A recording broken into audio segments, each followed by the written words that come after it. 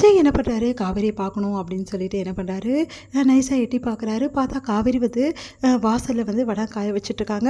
அதை பார்த்து விஜய் வந்து ஐயோ காவேரியை கூப்பிடணுமே, எப்படி கூப்பிட்றது அப்படின்னு சொல்லிட்டு யோசிச்சுட்ருக்காரு. உடனே என்ன பண்ணாரு, அங்கேருந்து மிளகாவை தூக்கி போடுறாரு.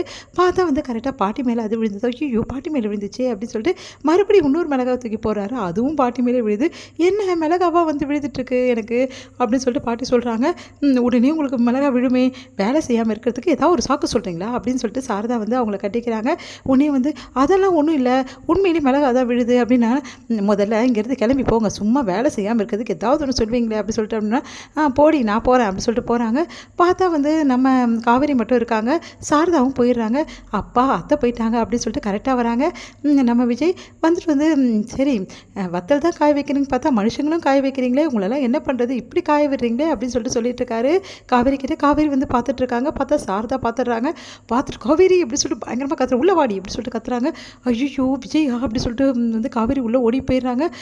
இங்கே வந்து விஜய் வந்து ஐயோ அத்தைக்கிட்ட மாட்டிக்கிட்டேனே, தனியாக பேசலான்னு வந்து அந்த அத்தை எங்கேருந்து தான் வராங்கன்னே தெரியலையே, காவேரி கிட்ட தனியாகவே பேச விட மாட்டேங்கிறாங்களே அப்படின்னு சொல்லிட்டு டென்ஷன் ஆகிறாரு. காவேரி வந்து என்ன பண்ணுறாங்க, கடத்தருக்கு போயிட்டு இருக்காங்க. கரெக்டாக விஜய் வந்து அவங்கள பயமுறுத்துற மாதிரி வராரு. உடனே திரும்பி பார்க்குறாங்க. என்ன பிரச்சனை உங்களுக்கு, எதுக்காக இப்படிலாம் பண்ணுறீங்கன்றாங்க. என்ன காவேரி இப்படி கேட்குற, உன்னை பயமுறுத்தலாம் என்ன தப்பு இருக்குது, ரொம்ப பயந்துட்டியா அப்படின்றாரு. அதெல்லாம் ஒன்றும் இல்லை, நீங்கள் எதுக்காக இங்கே வந்து தங்கியிருக்கீங்க எனக்கு ஒன்றுமே புரியல, ஏன் காவேரி உனக்கு தெரியாதா நான் எதுக்காக தங்கியிருக்கேன்னு, எல்லாம் உனக்காக தான் அப்படின்னு சொல்கிறோன்னே அப்படியே பார்க்குறாங்க. இங்கே பாருங்கள், முதல்ல வீடை காலி பண்ணிட்டு கிளம்பி போங்க, தேவையில்லாத பிரச்சனை எதுக்கு உருவாக்குறீங்க, ஏற்கனவே பிரச்சனையாக போயிட்டுருக்கு, இதில் மேற்கொண்டு நீங்கள் பிரச்சனையை அதிகப்படுத்துறீங்க அப்படின்னோடனே, அதெல்லாம் ஒன்றும் இல்லை காவேரி, என்னால் உன்னை பார்க்காம இருக்க முடியாது, இங்கே நான் தங்க நினச்சிக்கோயேன், தினம் உன்னை பார்ப்பேன், உன்கிட்ட பேசுவேன், சரி நீ பேசுகிறனாலும் பரவாயில்ல நான் பேசுவேன்ல, அது மட்டும் கிடையாது, உங்கள் குடும்பத்தை எல்லாத்தையும் வந்து எல்லாருமே வந்து பார்க்காம என்னால் இருக்க முடியல காவேரி அப்படின்றாரு. அதை கேட்டுட்டு காவேரி அப்படியே வந்து அவரே பார்க்குறாங்க.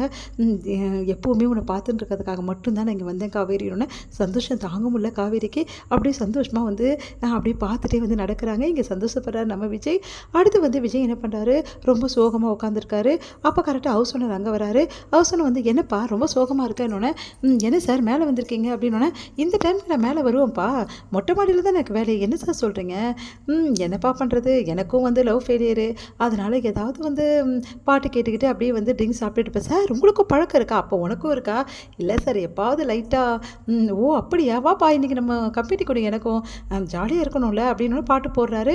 அதை பார்த்துட்டு சார் என்ன சார் இவ்வளோ சோகமான பாட்டு, அப்போ லவ் ஃபெயிலியரா சார், என்ன பண்ணுறது, எல்லாரும் அப்படி தானே லவ் ஃபெயிலியர் ஆகிடுவோம், அதுக்கப்புறம் ஒரு கல்யாணம் பண்ணிப்போம், அவங்களுக்கும் வந்து நம்மளுக்கும் செட் ஆகுனா ஓகே, செட் ஆகலைன்னா சார் அதுவும் என் நிலமை தான் சார் போயிட்டுருக்கு அப்படின்னு ஒன்று, என்னப்பா சொல்கிற, சார் இன்னொரு நாள் சொல்கிறேன் சார் என் கதையெல்லாம் பற்றி, என் கதையெல்லாம் கேட்குறதுக்கு நீங்கள்லாம் வந்து எவ்வளோ நேரம் வந்து எடுப்பீங்கன்னு தெரியாது சார், ரொம்ப நேரம் ஆகும் சார் நான் சொல்கிறதுக்குன்னொன்னே, சரிப்பா இப்போ பாட்டு கேட்கலாம்ப்பா சொல்லிட்டு பாட்டு போடுறாரு.